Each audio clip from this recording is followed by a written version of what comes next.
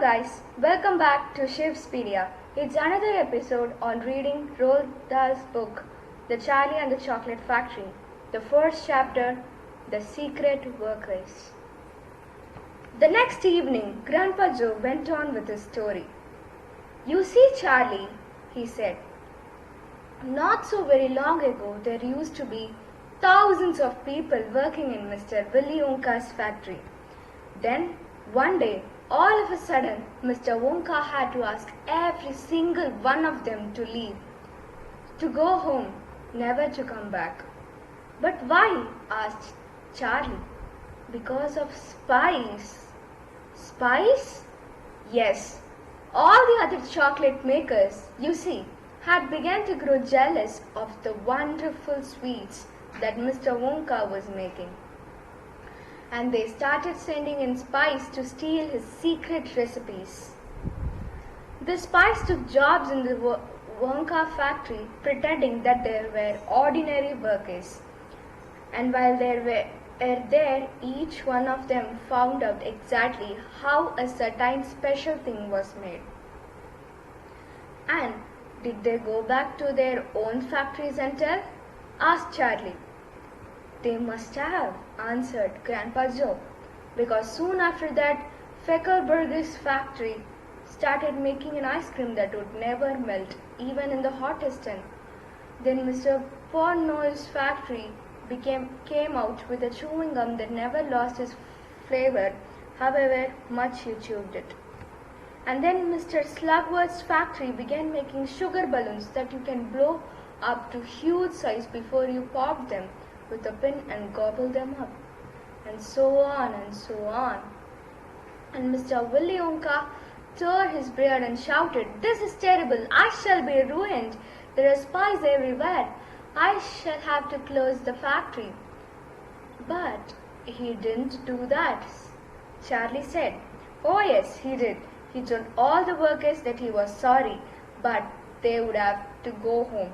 Then he shut the main gates and fastened them with a chain. And suddenly, Wonka's chain chocolate factory became silent and deserted. The chimney stopped smoking, the machine stopped whirring, and from then on, not a single chocolate or sweet was made.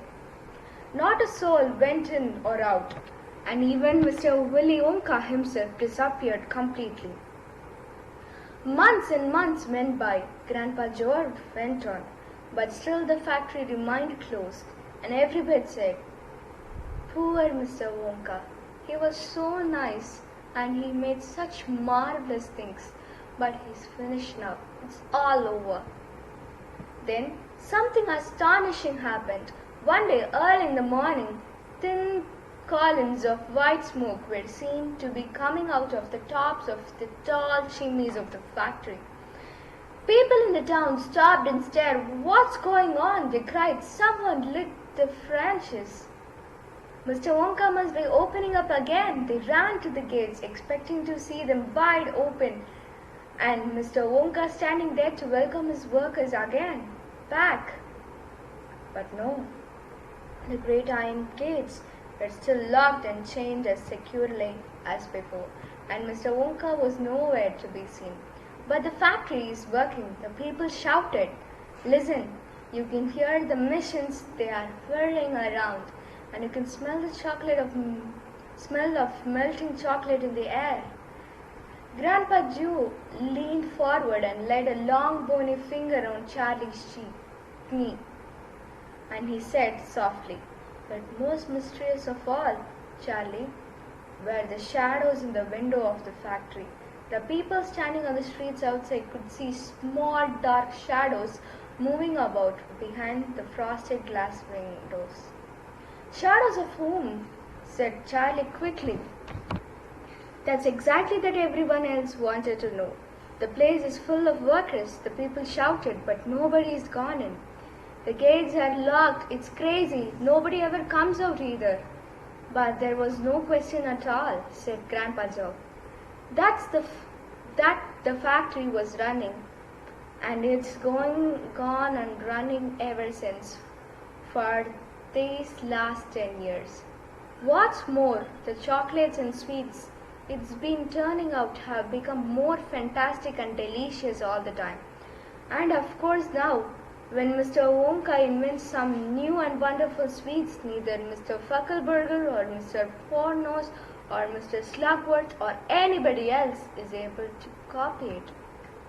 No spice can go into the factory to find out how it's made. But Grandpa, who? Cried Charlie. Who is Mr. Wonka using to do all the work in the factory? Nobody knows, Charlie. But that's absurd. Hasn't someone asked Mr. Wonka? Nobody sees him anymore. He never comes out. The only thing that comes out of that place are chocolates and sweets. They come out through a special trap door in the wall, all plaqued and addressed, and they are picked up every day by the post office trucks. But Grandpa, what sort of people are they that work in there? My dear boy, said Grandpa Joe, that is one of the greatest mysteries of the chocolate-making world. We know only one thing about them. They are very small. The faint shadows that sometimes appear behind the window, especially late at night when the lights are on, are those of tiny people no taller than my knee. There aren't such people, Charlie said. Just then Mr. Bucket, Charlie's father, came into the room. He was home from the toothpaste factory, and he was waving an evening newspaper rather excitedly. Have you heard the news? He cried. He held up the paper so that they could see the huge headline. The headline said, Wonka factory to be opened at last to lucky few.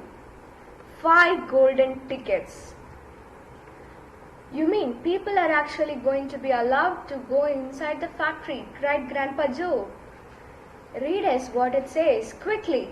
All right, said Mr. Bucket, smoothing out the newspaper. Listen. Evening Bulletin.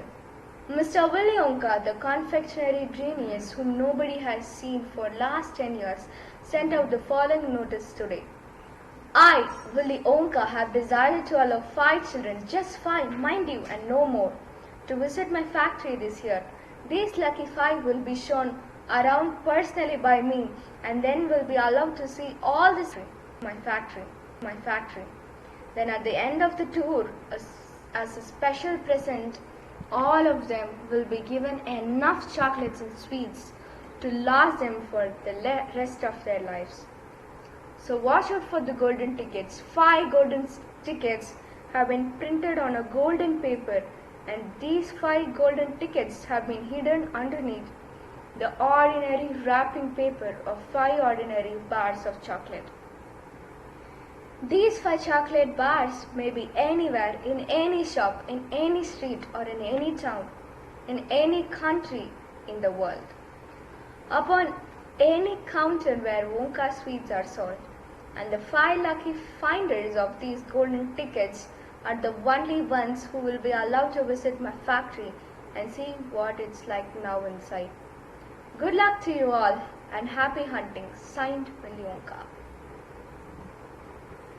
The man's dirty, muttered Grandma Josephine. He's brilliant, cried Grandpa Joss. He's a magician. Just imagine what will happen now. The whole world will be searching for those golden tickets. Everyone will be buying Wonka's chocolate bars in the hope of finding one. He will sell more than ever before. How exciting it would be to find one. And all the chocolates and sweets that you could eat for the rest of your life, free, said Grandpa George. Just imagine that. They would have to deliver them in a truck, said Grandma Georgina. It makes me quite ill to think of it, said Grandpa Josephine. Nonsense, cried Grandpa Joe. Wouldn't it be something, Charlie, to open a bar of chocolate and see a golden ticket glistening inside? It certainly would, Grandpa, but there isn't a hope, Charlie said sadly. I get only 1 bar a year. You never know, darling, said Grandma Georgina. It's your birthday next week. You have as much chance as anybody else. I'm afraid that simply isn't true, said Grandpa George. The kids who are going to find the golden tickets are the ones who can afford to buy bars of chocolates every day. Our Charlie gets only one a year. There isn't a hope. In our next episode, let's read the chapter 6, The First to Find Us. Till then, goodbye.